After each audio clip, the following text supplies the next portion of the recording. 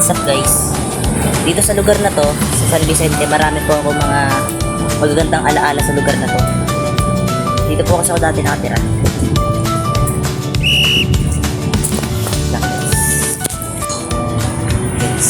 Guys.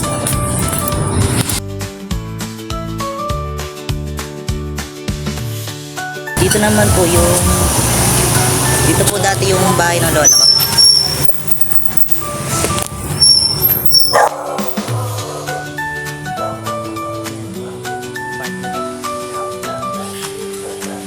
So mga troops, dito po dati patayo yung dating bahay ng lola ko. Manaalala sa lugar na to. Dito naman sa may side na to. Dito yung ano namin. Yang dito dati nakatayo yung bahay namin. Tapos dito yung sa lola ko. Kaya lang siya, sa kasamang palad po ay iniba na po siya dahil nga binagyo po siya. Share ko lang.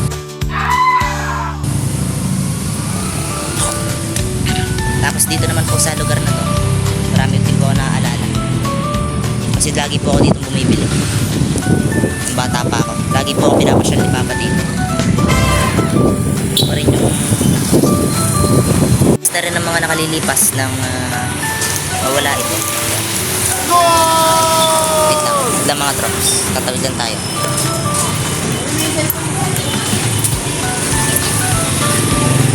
Ang dami talaga pinagbago. Hinayang ako dati, dito ako nakatira.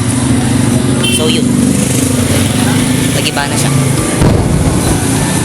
Siguro ang ano to, yung ukay yata to dati nung pinatayo dito.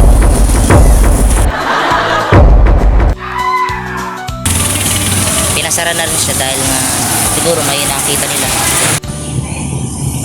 Tapos side na to, marami din po akong naaalala dito. Kung nung bata pa po ako, dito po ako nakatambay dyan sa side na yan.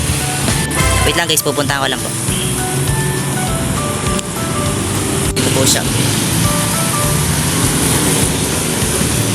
Yun, dito ako nakistambay dati. Bata pa ako. Kami nila Kuya Itchad. Throwback, share ko lang.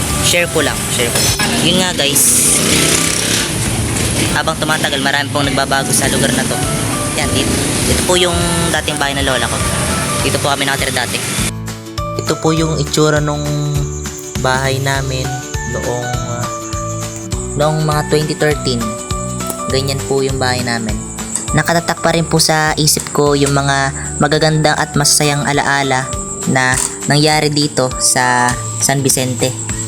At sa hindi inaasahang pagkakataon, nadaanan ko to. At bigla ko naalala ang mga magagandang alaala.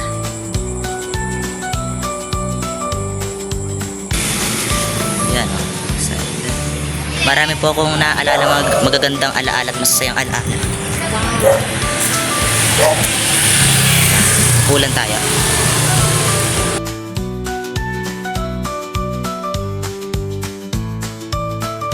Picture lang.